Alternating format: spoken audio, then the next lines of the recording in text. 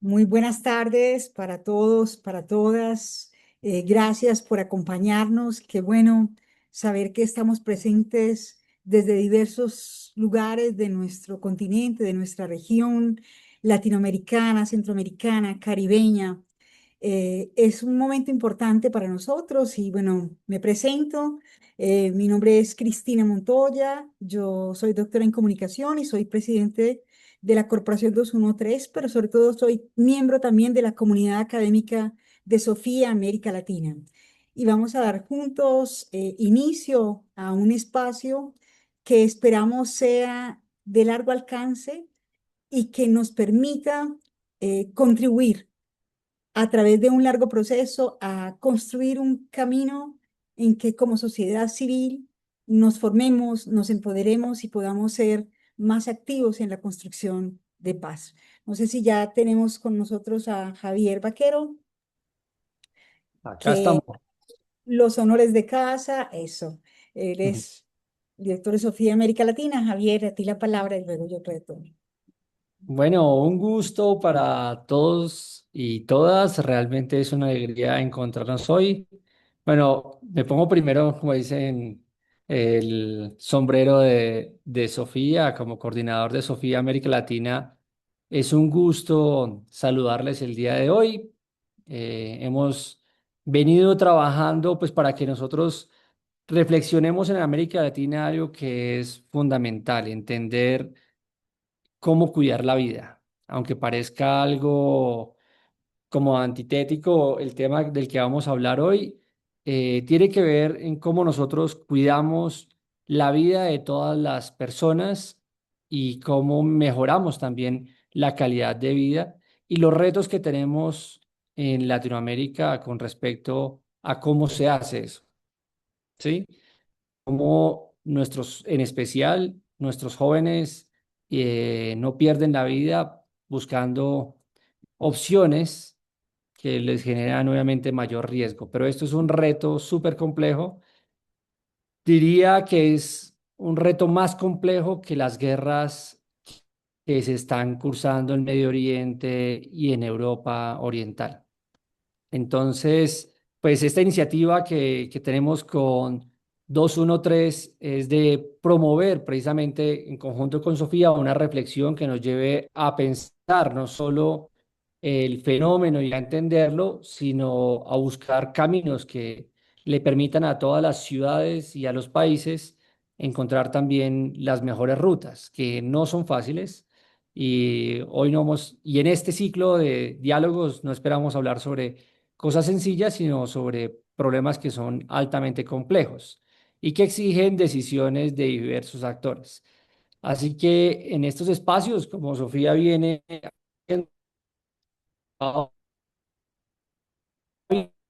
para la reflexión y también obviamente para generar una comunidad académica mucho más amplia que lo que serían siempre los profesores y los participantes de los cursos. Así que esta alianza que tenemos con 213 es fundamental para nosotros como Sofía y sabemos que va a dar muchos frutos también para todos los que tienen que tomar decisiones y gestionar proyectos para promover la paz y la seguridad, que en últimas, insisto yo, es para el cuidado de la vida de todos los latinoamericanos. Así que gracias y podemos continuar. Gracias a ti, Javier. Bueno, hay al menos tres elementos, además de este fundamental que acaba de mencionar Javier, que nos reúnen esta noche y nos hacen iniciar este ciclo. En primer lugar, la repetida constatación de que la violencia y los conflictos armados, así como esa criminalidad que se extiende, no pueden más que degradarse mientras no se interrumpa el ciclo que las perpetúa. Otra convicción es que podemos hacer algo.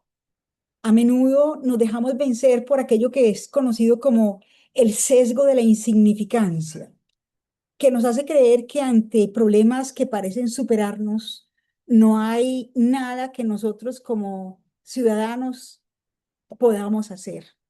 Mientras que cada vez más coinciden los científicos sociales en constatar que ante la fragmentación y el caos es posible oponer lo que, por ejemplo, Otto Scharmer llamaría islas de coherencia, que parten de la interioridad de cada persona, o lo que Edgar Morin diría islas de humanidad, y que con lo que Chiara Lubich diría células de ambiente, podemos elevar desde los fundamentos la conciencia y la capacidad de acción colectiva.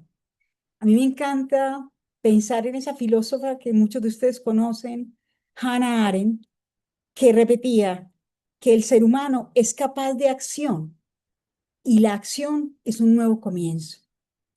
Entonces, como antes decía nuestro director, eh, esta convicción compartida por Sofía América Latina y Caribeña y por 213 de que transformando las relaciones se puede transformar la sociedad, nos llevó a esta alianza con un objetivo principal.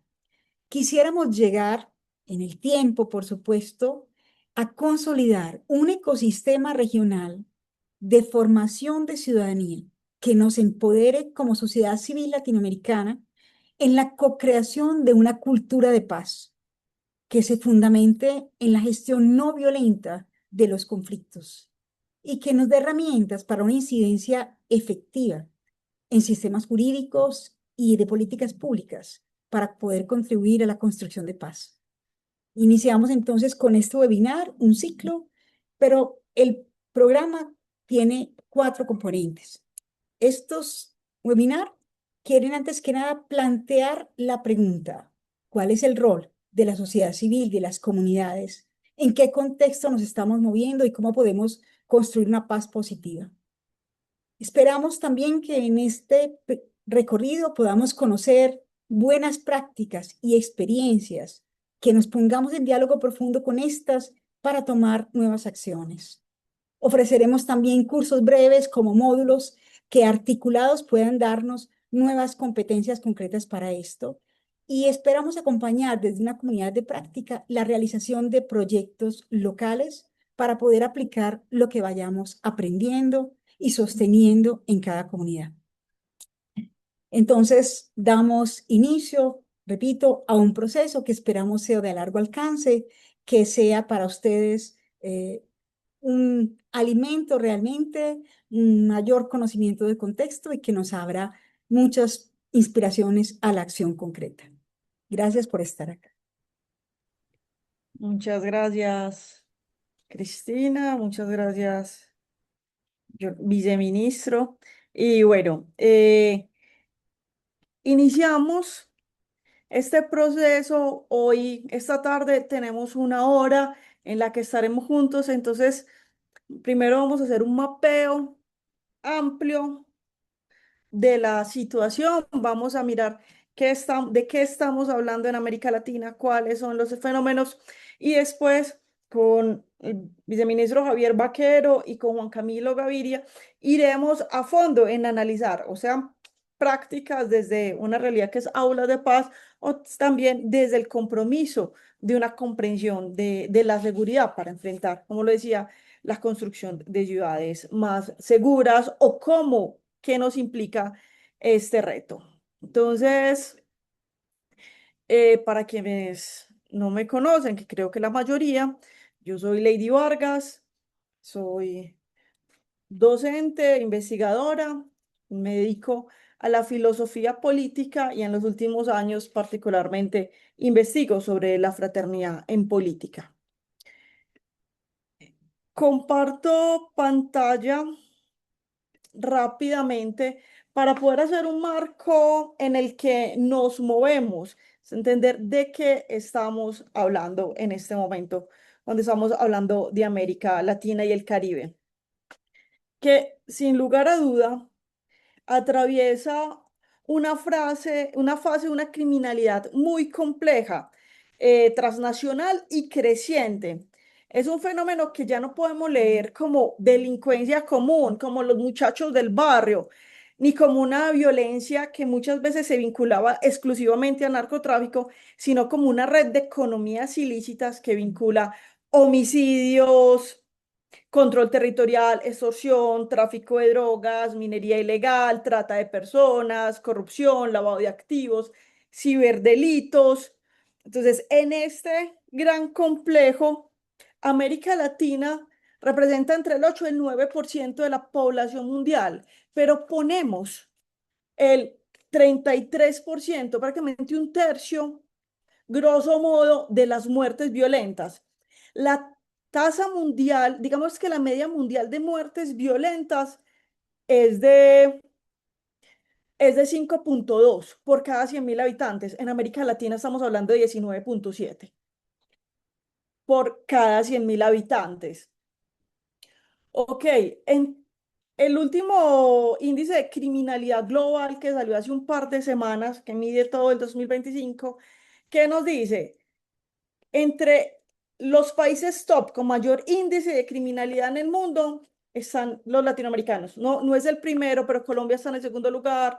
México, Ecuador y Paraguay ranquean en los primeros lugares en el top mundial a nivel de criminalidad. Entonces, ya en los 10 primeros, América Latina tiene un porcentaje muy relevante. Y esto es muy importante de tener presente. ¿Qué quiere decir? También este índice nos dice una cosa que es importante tener presente, que, perdón, lo dice el informe de seguimiento de las ODS que prepara PNUD. Y él dice, o sea, nos dicen, la criminalidad en el mundo tiene un promedio de 5,8. Entonces, en media, América Latina supera levemente la criminalidad a nivel global, pero en cambio, cuando vemos, estamos en algunos puntos, quiere decir que hay un sistema de focos importante.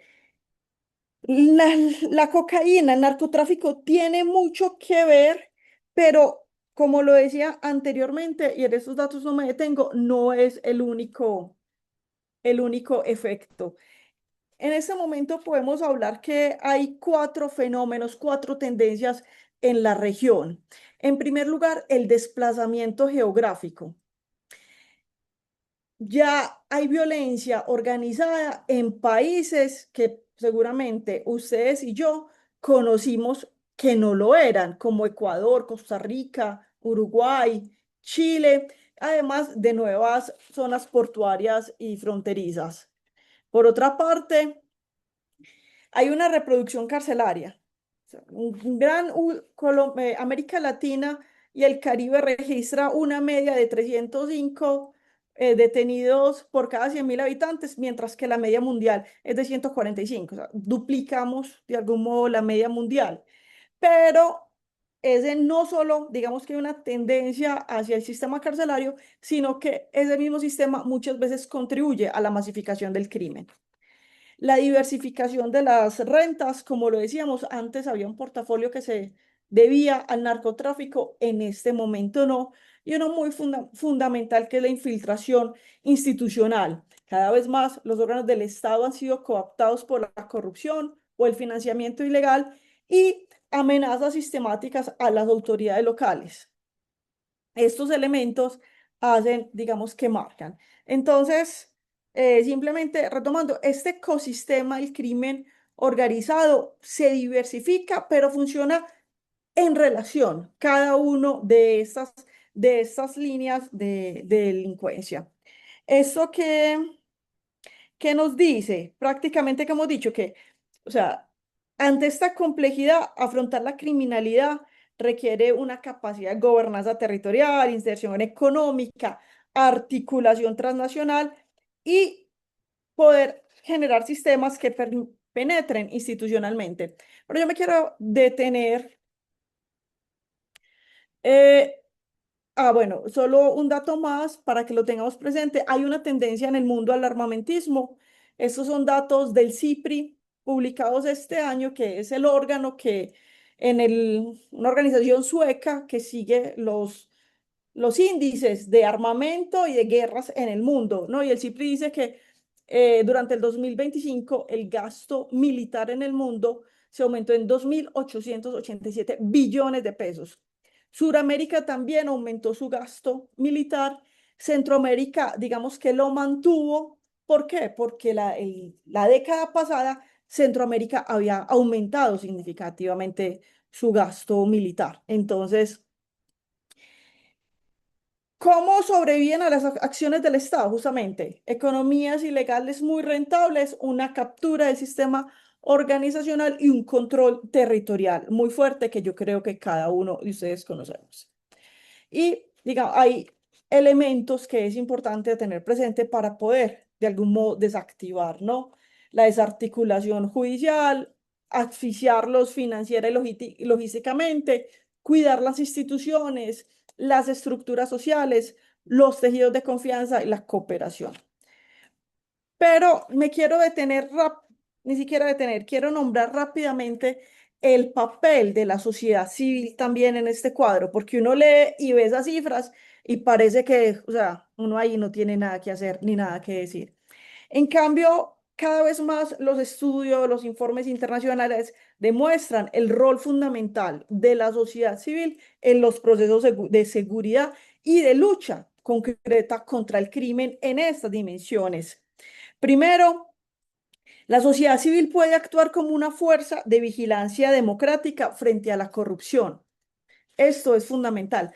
Cuando la sociedad civil legitima la corrupción como un modo de gobierno, está legitimando estructuras criminales.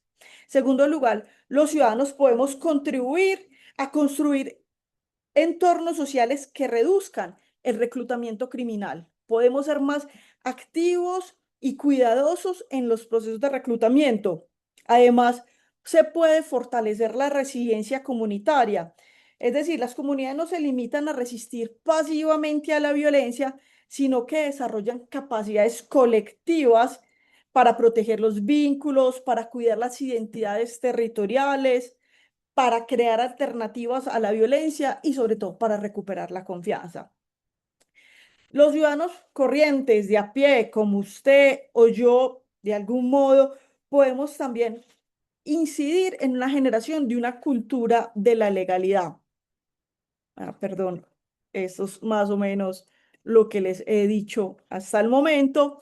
Y por último, también pueden generar redes de acompañamiento y protección que son fundamentales al momento de luchar. Ahora, por último, para poder dar la palabra, en este mapeo quise hacer un análisis, un pequeño ejercicio con ese índice de criminalidad global en el que avanzamos. Y de los datos, recoge los datos de casi 200 países sobre criminalidad y la resiliencia del Estado para afrontarla, ¿no? Mide ambas cosas. Entonces, quise tomar tres países de nuestra región muy diferentes, pero que en este sentido pueden ser icónicos para nosotros. El Salvador, Colombia y Uruguay. ¿Qué nos dicen estos estudios sobre la criminalidad en estos países? Simplemente para que lo hagamos en modo comparativo. Colombia es el epicentro. Decíamos que estamos en segundo nivel, en segundo renglón a nivel mundial.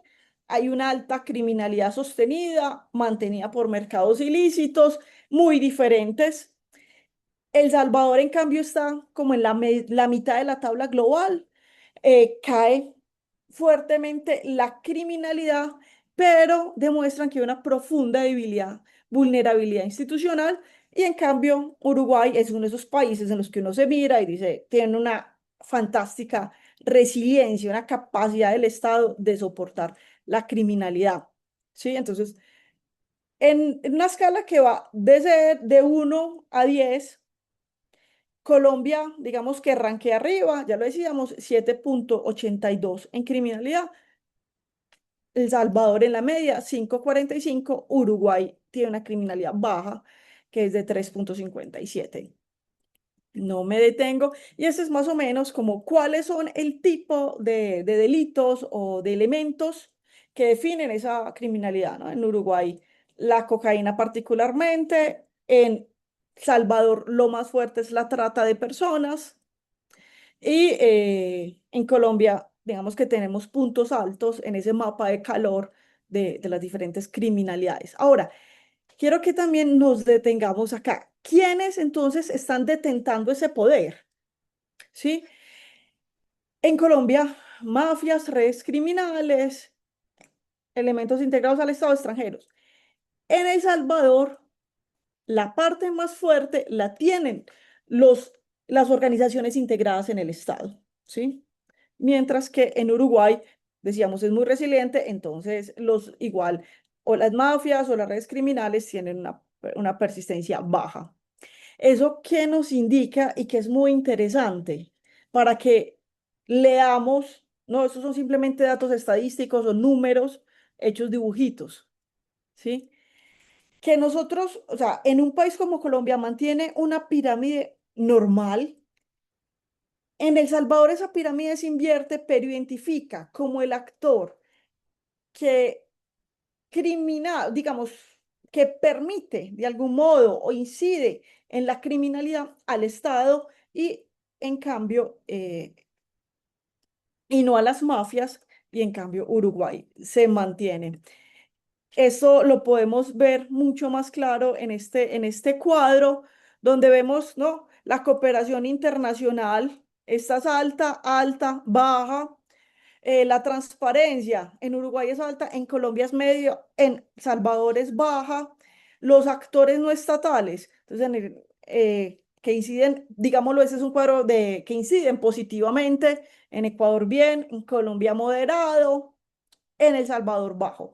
¿Esto qué nos dice? Y así cada una de las líneas. ¿Esto qué nos está diciendo? Nos está diciendo que tenemos que tener una atención y quisiera después que poder hablar más también con el viceministro Vaquero, que tiene una visión amplia al respecto sobre qué nos dice esto frente a aquello que entendemos como seguridad y dónde debemos incidir.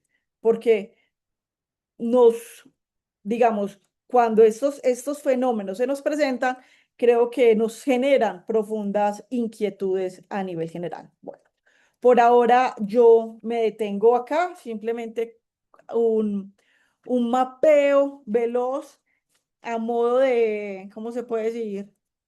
Para despertar y desafiar un poco el diálogo. Entonces, nos saludaba anteriormente como coordinador académico de Sofía América Latina, pero Javier Vaquero es el viceministro de Defensa de Colombia. Él es magíster en Ciencias Económicas y Políticas de la Universidad, del Instituto Universitario Sofía en Florencia, Italia, y de Filosofía y Ética de las Relaciones de la Universidad de Perugia. Es especialista en desarrollo y políticas públicas y es coordinador académico, como ya lo sabíamos, del Instituto Universitario Sofía. Viceministro, a usted la palabra. Bueno, ahora me pongo el segundo sombrero y les hablo entonces como viceministro. Yo quisiera hoy contarles un poco un poco de datos, así un poco conectando con lo que estaba diciendo la profesora Lady y con lo que efectivamente también nosotros desde Colombia comprendemos del fenómeno de la seguridad, que no es un tema fácil, pero que exige obviamente un trabajo mucho más articulado. ¿Ahí se está viendo mi pantalla? Se ve Sí, sí, perfectamente. perfecto. Para nosotros el tema de la seguridad es como un iceberg. Nosotros normalmente vemos en la parte superior siempre unos delitos, como lo que todo el mundo conoce, como los homicidios, secuestro, hurto, reclutamiento, terrorismo, extorsión. Pero pocas veces entendemos que lo que está debajo, que hay unas organizaciones criminales y hay una descomposición social, ¿sí? Hay unas condiciones en algunos territorios o en algunas ciudades que generan, pues, cuáles serían en últimas los factores determinantes de esas condiciones. Pero lo que está más abajo realmente es que hay un interés en algunas economías y en algunas rentas. Y esas rentas que son rentas ilícitas, como ya lo decía la profesora, como temas del narcotráfico, yacimientos mineros, contrabando, corrupción, entre otras, como trata de personas y demás. Entonces, la inseguridad que se ve no es por la nada, ¿sí? La inseguridad que se ve es porque hay unos, unas organizaciones, unos grupos que generan esa inseguridad y está en gran medida porque hay unas economías, unas rentas que se pueden, digamos, como dar en gran medida, no solo exclusivamente, pero en gran medida vamos a ver que estos son lo que más le pone, digamos, como efectos a lo que sería la inseguridad.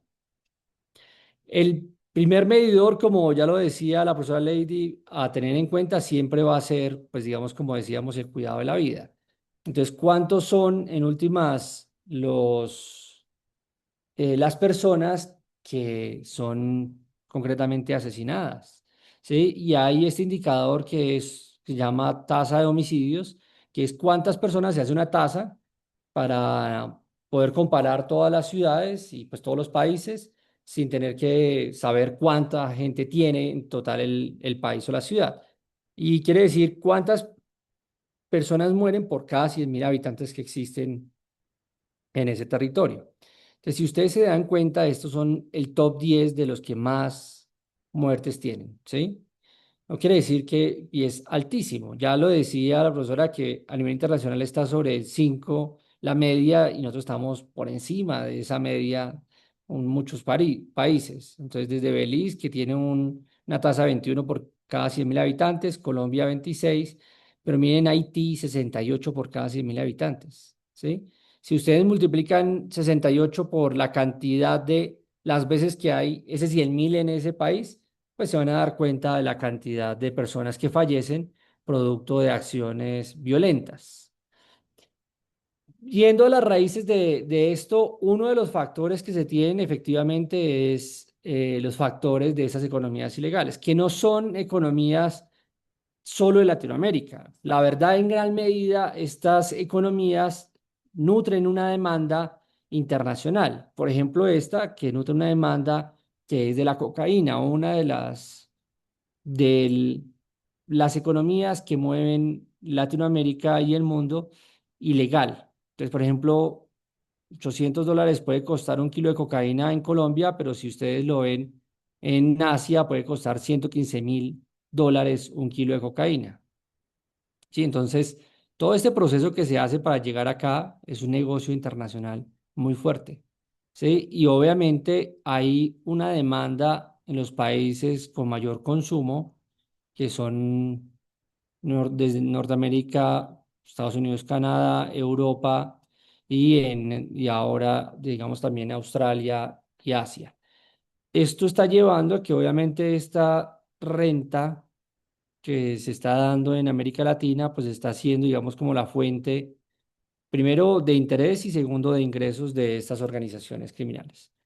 Lo segundo es de entrada, normalmente también hay factores, o sea, no solo salen mercancías, sino también llegan mercancías, ¿sí?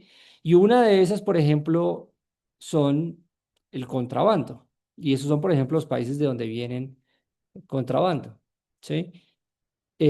Primero, digamos, por ejemplo, a Colombia, llega desde China, desde Estados Unidos, Bolivia, Panamá, Brasil, de manera preponderante. Entonces, estamos hablando de negocios multimillonarios, ¿sí? O sea, de los cuales están en interés estas organizaciones. O uno también que es muy importante y que es grave es la extorsión y últimamente cada vez más los ciberdelitos relacionados también a formas de extorsión a nivel internacional. Pero si ustedes se dan cuenta, nosotros tenemos una extorsión altísima en América Latina, ¿sí? En comparación con el mundo, tenemos unos países con una alta extorsión, ¿sí? Que se ve acá en el nivel. Pero para entender un poco este tema, voy a tomar obviamente el caso que obviamente conozco más, que es Colombia, para que nos demos cuenta cómo se ha comportado este fenómeno que es tan complejo, que es el homicidio. En Colombia, en el 2003 habían 55 homicidios por cada 100.000 habitantes. Eso quería decir en ese entonces, de acuerdo a la población que teníamos, 22.000 personas murieron en ese año, ¿sí? Asesinadas. Esto ha ido cambiando, ha ido bajando y se ha estabilizado, digamos, como en la tasa, ¿sí? A 25,8 al año anterior, ¿sí? Por cada 100.000 habitantes. Sin embargo, siguen siendo 14.000 personas que fallecen, ¿sí? Que son asesinadas literalmente. La pregunta es, ¿de qué forma son asesinadas? Si se dan cuenta, el 67% es por sicariato, como se dan cuenta acá en esta comprensión. Y el 19% son por riñas, o sea, problemas de convivencia entre las personas, entre las comunidades. Pero hay un factor que también es importante dentro de esto, es que la mayor parte de los homicidios son causados a jóvenes, ¿sí? Y eso va a ser muy importante. Por otro lado, vamos a encontrar factores pues, que también son evidentes de la inseguridad, como por ejemplo la extorsión, que a pesar de que ha ido disminuyendo en Colombia, se han tenido 3.200 casos de extorsión en Colombia, ¿sí? En el año pasado a la fecha, ¿sí? A la fecha que esto es a abril, ¿sí? Y en 2016 ya llevamos 3.147 casos de extorsión. No voy a entrar en detalles en estos números, pero solo es como para darnos una idea. Por ejemplo, los secuestros, que es un crimen atroz, ¿sí? Que se dan en Colombia 147 el año pasado y 129 a la fecha este año. Pero normalmente son como muy rápidos, son que no es que se demoren, sino que los hacen, digamos, como para eh, que paguen un dinero, o sea, en última están relacionados mucho a la extorsión. A veces duran un solo día, no duran ni siquiera 24 horas, la mayoría son rescatados rápidamente, pero pues es un problema gravísimo. O por ejemplo, actos de terrorismo. Últimamente ustedes han escuchado el uso de drones que se utilizan en especial contra la fuerza pública y pues obviamente pues también pone en discusión digamos como el uso de acciones que no solo generan homicidios sino que también generan temor, generan sensación mayor de inseguridad. Aunque se han ido reduciendo en el tiempo, son bastantes estos actos.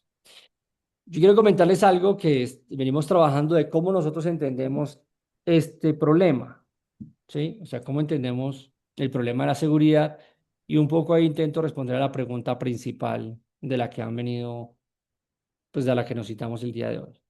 Lo primero es que estas organizaciones tienen una lógica eh, que buscan controlar el territorio, ¿sí? Tener un control en un territorio y pues obviamente control ilegal, ¿sí? Ese control ilegal se hace particularmente para controlar economías ilegales, ¿sí? Pretenden controlar economías ilegales. ¿Para qué? Para tener unas rentas, adquirir unas rentas.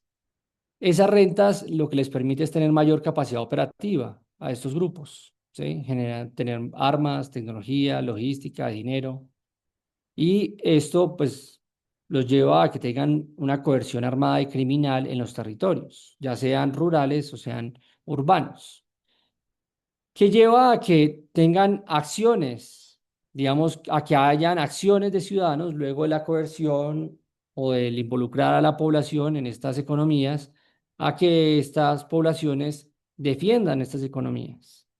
Nos pasan mucho en Colombia que, por ejemplo, con las personas que cultivan hoja de coca, digamos, si el Estado va a ir a controlar esa dinámica, hacen algo que llaman azonadas, o sea, se reúnen en contra de la fuerza pública y le impiden de que actúe. O, por ejemplo, minería ilegal, pasa exactamente lo mismo, o van a capturar a alguien que es uno de una organización criminal y pues lo que hacen es pues, rodearlo para que no se lo lleven. Entonces hay, de cierta manera, una participación social de esa criminalidad. Y eso hace que en el territorio el Estado tenga pues una fragilidad en la gestión. A eso le llamamos economías ilícitas, ¿sí? Como un círculo vicioso de economías ilícitas. Por otra parte, al tener mayor capacidad de estos grupos, pues obviamente van a generar incentivos económicos y de poder para poder controlar el territorio, pero en especial para poder vincular a nuevas personas a estas organizaciones, que está el reclutamiento.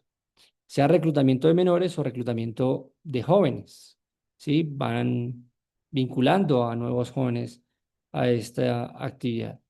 Por lo tanto, logran una mayor cantidad de integrantes, ¿sí? Ya a esto le llamamos organizaciones o estructuras criminales. Por otra parte, estas rentas ilícitas o ilegales llevan a que haya una cultura de la ilegalidad, en la cual la ciudadanía o ciertas comunidades también se la apropian. Entonces termina siendo algo normal, algo adecuado. Y eso lleva obviamente a que hayan acciones ciudadanas que las protejan. A eso le vamos a llamar deterioro sociocultural. Pero no es suficiente ahí. El riesgo de estas economías es que logran generar también, con estas rentas, generan una coerción en candidatos y electores.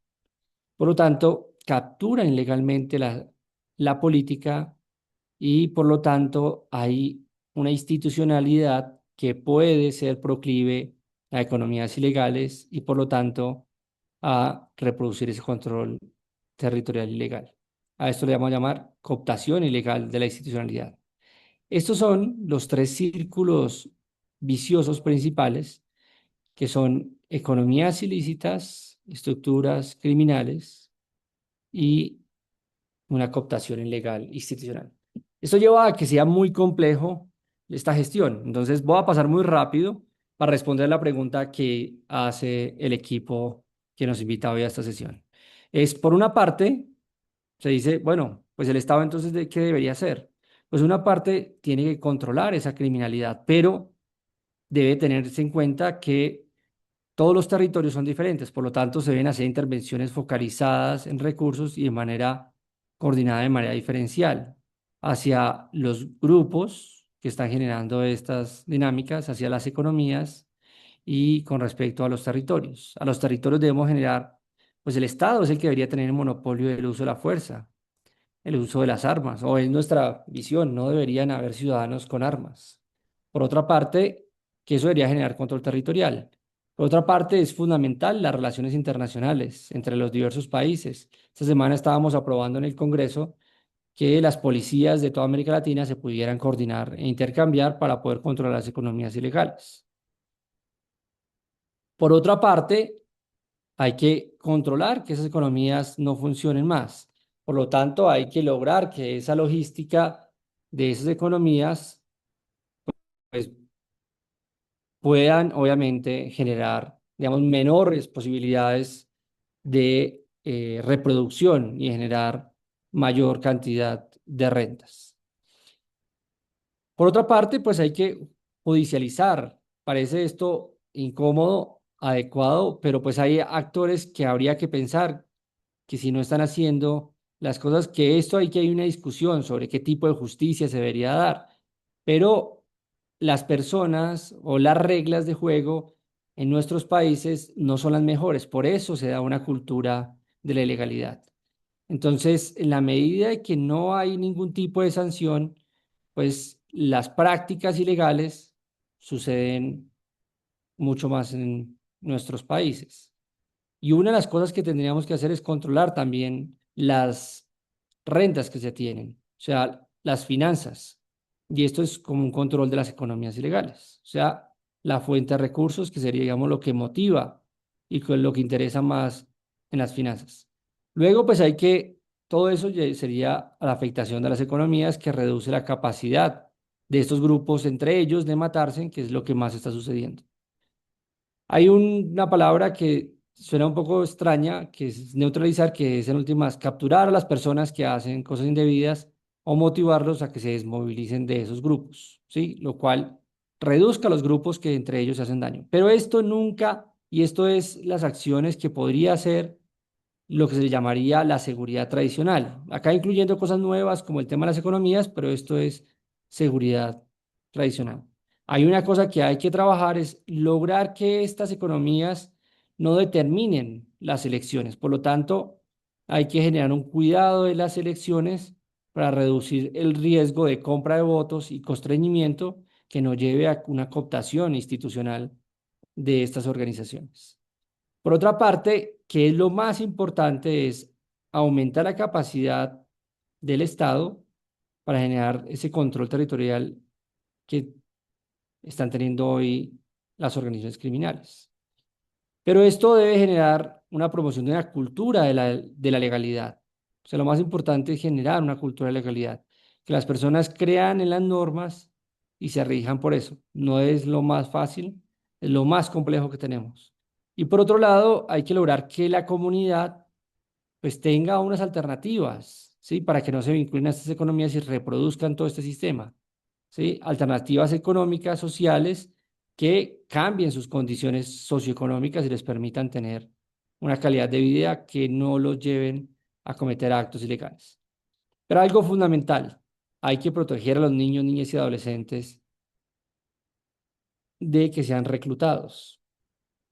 Estos dos elementos, más el tema de las economías ilícitas, son los tres elementos fundamentales de una visión mucho más integral. Acciones sociales en los territorios más vulnerables, protección de los niños, niñas, adolescentes y jóvenes, en especial de territorios vulnerables, y control de esas economías ilícitas para controlar las finanzas y pues quitar el interés en ese tema. Esos son, digamos, como algunos de los elementos que yo quería compartirles, pues para empezar el diálogo.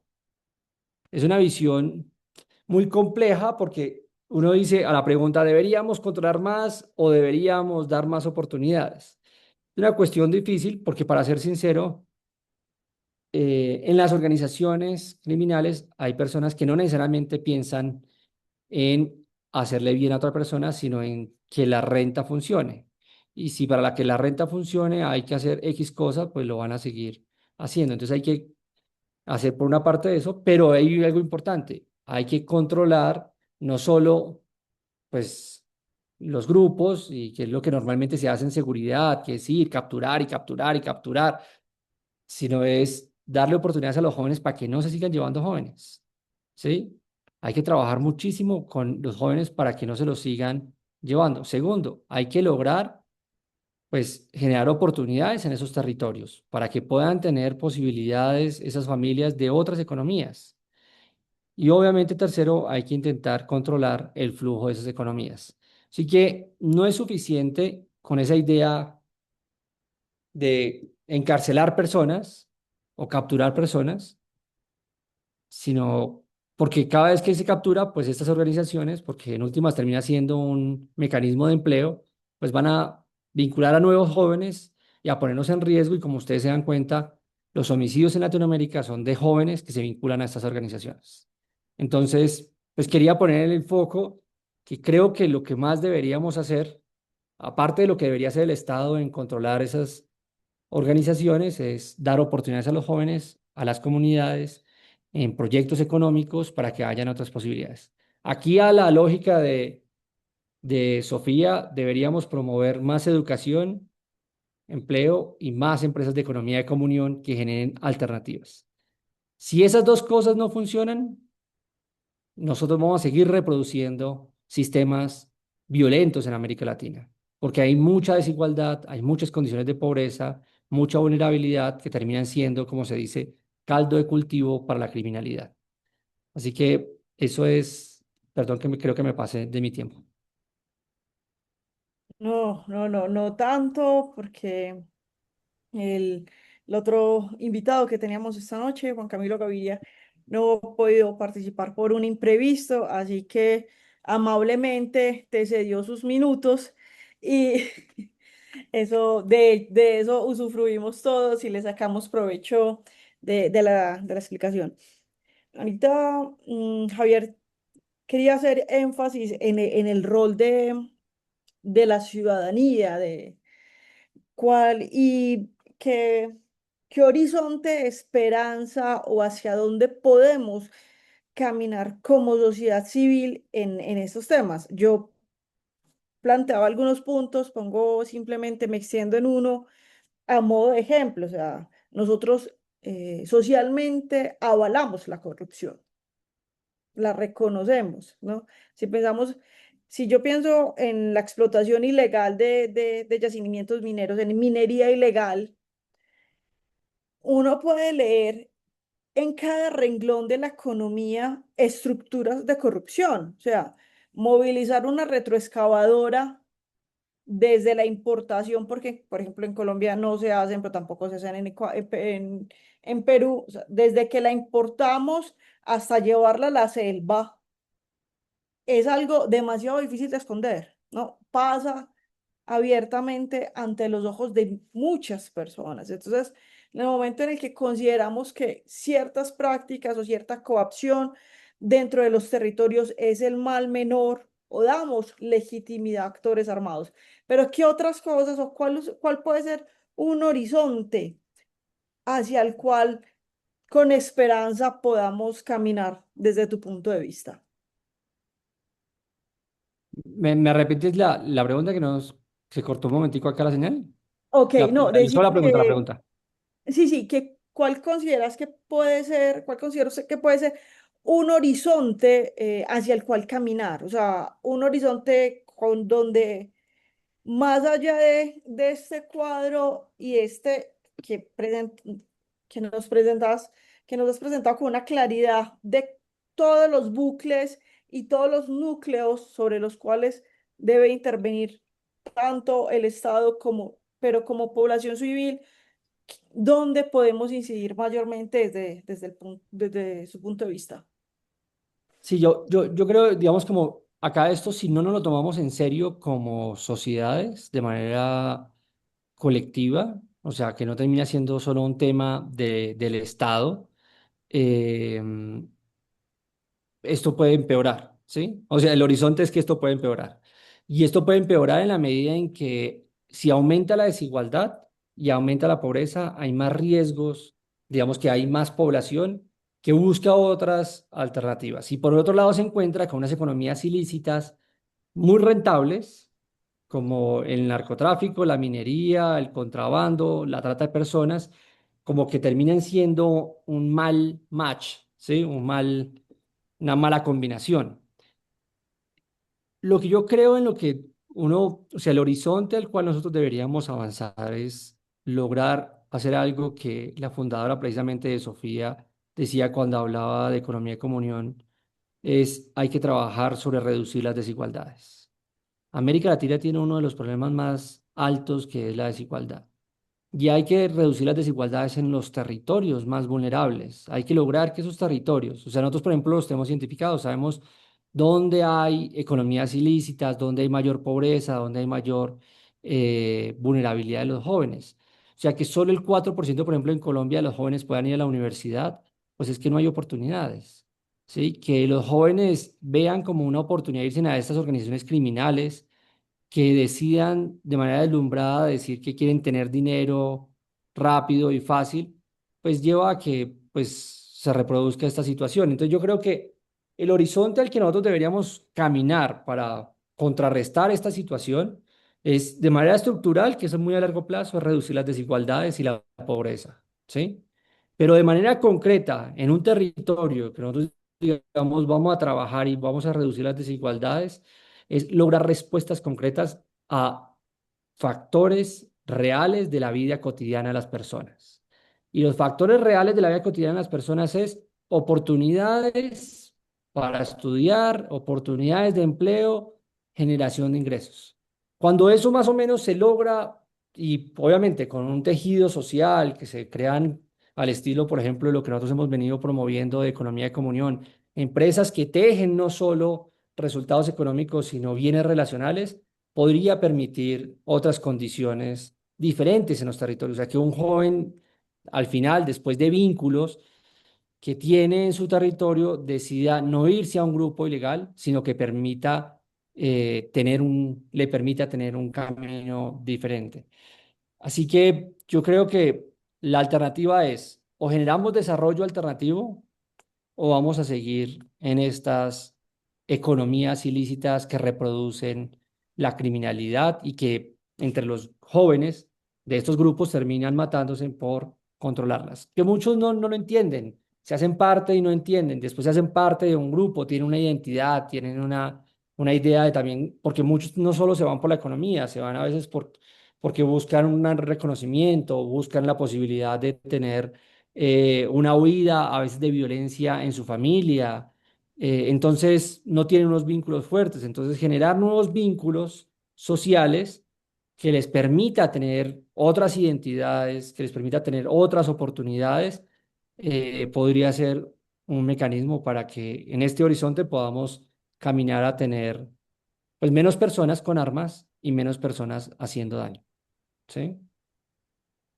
Bueno, muchísimas gracias. Estamos también, solo para decir algo al respecto, también está comprobado que en los espacios donde hay mayor vínculo o capacidad asociativa o fuentes comunitarias, la violencia puede ser menor o también se atenúan otros elementos de criminalidad. Digamos que también nos lo demuestran.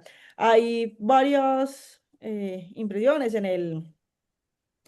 el chat, se las agradecemos mucho. También una pregunta muy interesante, pero que la queremos dejar ahí. No la vamos a perder porque justamente con la presentación de experiencias y en esta serie de webinar vamos a ir tocando varios de estos puntos. Entonces, no la vamos a hacer en este momento, pero no se va a perder. Eso la tenemos ahí porque justamente hay también una presentación de buenas prácticas y experiencias de cómo se han ido modificando ciertos procesos en este campo. Bueno, doy la palabra a Rebeca Gómez para cerrar y muchas gracias a ustedes. Hola, buenas tardes a todos. Muchas gracias por este espacio. Gracias, Javier. Gracias, Lady, por estas reflexiones. Les queríamos invitar al próximo webinar que será el 4 de junio y será con esta temática: cuando lo ilegal funciona, repensar las economías ilícitas. Entonces nos estamos haciendo toda una serie de preguntas, ¿no? Como por ejemplo, ¿por qué lo ilegal es más atractivo que lo legal? ¿Qué tendría que cambiar para que lo legal sea más rentable y estable? ¿El problema es la ilegalidad o la falta de alternativas económicas? Bueno, pues toda esa serie de preguntas y más, recogiendo también las que nos han puesto en el chat, pues trataremos de responder a través, pues, de otros testimonios, otros profesionales, profesores que nos puedan ayudar. Les recuerdo el 4 de junio a través del canal también de Sofía América Latina, pues tendremos noticias y la red interamericana de Ciudad Nueva. Y Muchas gracias. esta grabación la recibirán por correo al correo que se inscribieron. Llegará el link de la grabación después del 18 de mayo.